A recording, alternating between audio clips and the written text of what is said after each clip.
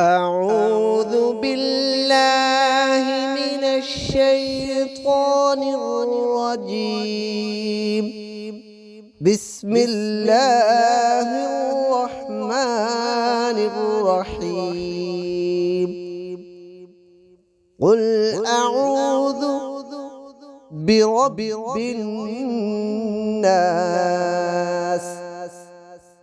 ملك الناس، إله الناس، من شر الوسواس الخناس، الذي يوسوس في صدور الناس من الجنة والناس.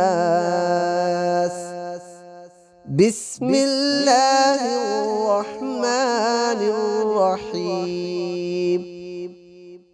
قل أعوذ برب الفلق، من شر ما خلق، ومن شر غاسق إذا وقب، ومن شر